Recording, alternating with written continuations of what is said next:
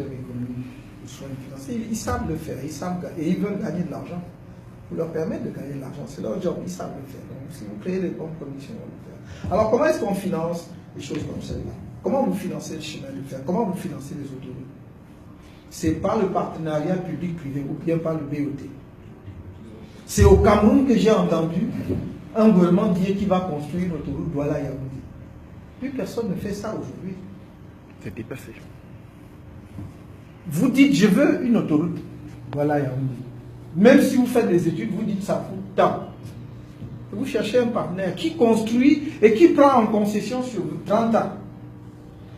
J'ai discuté longuement avec l'ambassadeur du Maroc. Parce que je lui ai dit, mais enfin, je suis fasciné. Pour votre pays, il y a une quinzaine d'années, c'était pas terrible. Mais là, vous êtes en train de jouer aujourd'hui pratiquement le rôle que la France jouait dans nos pays. C'est-à-dire que vous êtes votre niveau de développement. Et il m'a dit oui. Il dit, je ne comprends pas ce qu'il y a chez vous. Il dit, les autoroutes que vous voyez là, il n'y a rien que nous payons. Il dit, les gens financent. Et puis ils gèrent, ils retirent leur argent. Pendant ce temps, la population marocaine est à l'aise. Quel est notre problème? Ils gèrent 30 ans, ils gèrent 50 ans lorsqu'il s'agit d'investissements dans certains niveaux. On peut aller même jusqu'à 50 ans. Quel est le problème? Après 50 ans, ça revient au pays, puisqu'on connaît la durée de vie de l'infrastructure. Donc pourquoi est-ce que si quelqu'un me dit, je vais construire l'autoroute Douala-Yaoundé et mettre 3, 4, 5 péages, et voici le prix du péage.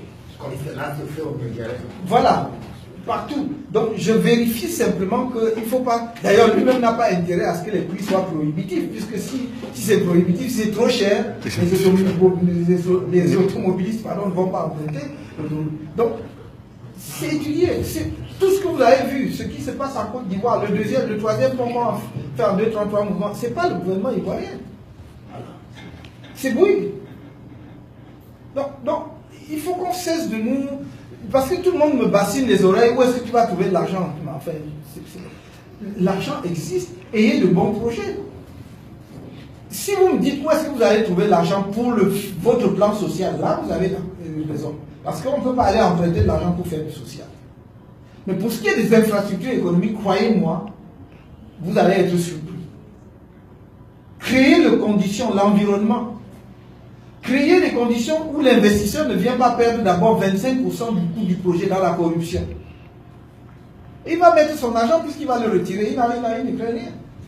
Avec les bénéfices. Maintenant, si vous me dites comment vous financez le programme social, c'est là que je vous dis, oui, comment je finance. Moi, je finance mon programme social d'abord par la réduction du train de vie de l'État.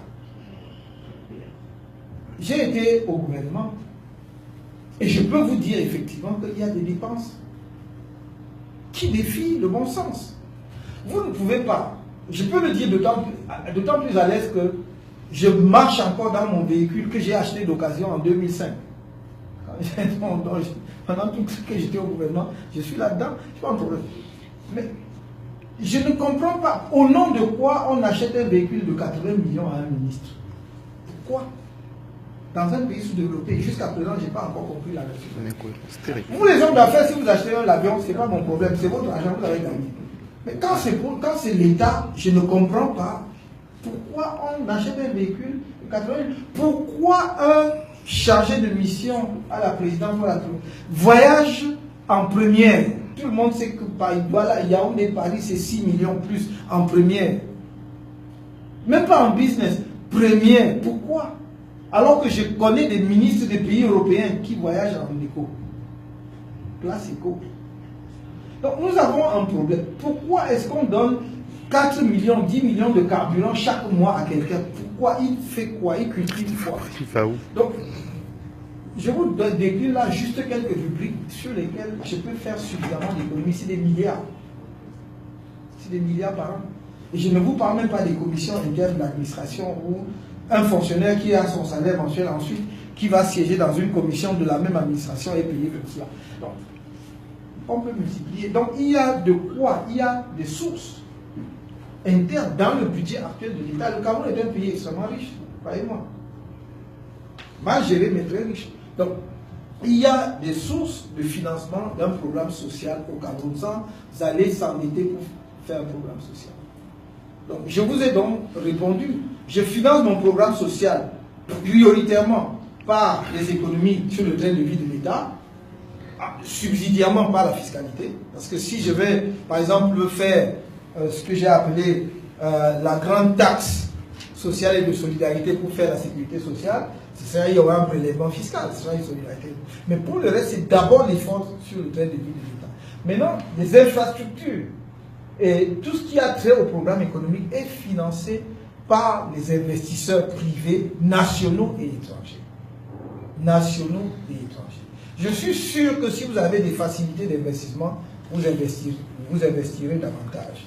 Et que quelquefois, on va construire une deuxième ou une troisième villa au village parce qu'on ne sait pas, parce que bon, on nous dit, au lieu que machin, je préfère même aller mettre ça là-bas. On va créer l'environnement pour que vous gagnez de l'argent. Moi, je veux que vous gagnez de l'argent, mais ce que je veux en retour, c'est que vous créez des emplois. Ça, c'est ma première priorité, parce que je ne veux pas des chômeurs. Vraiment, je ne veux pas que les gens que vous créez des emplois et que vous participiez à l'effort global de développement, notamment en termes de sécurité sociale. Quelle est la place de Kribi? La place de Kribi, je ne veux pas changer fondamentalement par rapport à ce que l'État est en train de faire de Kribi. Je ne suis pas partisan des politiques de table rase. On vient, on fait comme si tout ce que les autres avaient fait était mauvais. Je pense que le projet, si n'était d'ailleurs pas mal conduit, le projet de complexe industrialo-portuaire à Kribi n'était pas mal pensé, c'était pas un mauvais projet. Je pense qu'il faut le développer en ayant la maîtrise des coûts, en restant dans les normes internationalement connues. Vous ne pouvez pas faire un port à 100 millions de tonnes à Kribi, alors que les ports les plus performants en Afrique, comme Tanger, sont encore je crois Tanger 74 millions ou 48 millions de... Et après Tanger, c'est Abidjan ou quelque chose comme ça. Et je crois qu'il faut cesser de jeter l'argent des Camerounais par les fenêtres. Mais sinon, le projet, l'ambition de Kribi est un bon projet. Maintenant, je crois qu'il ne faut pas que Kribi soit conçu sans penser justement à une des filières industrielles que j'ai identifiées tout à l'heure, au tourisme.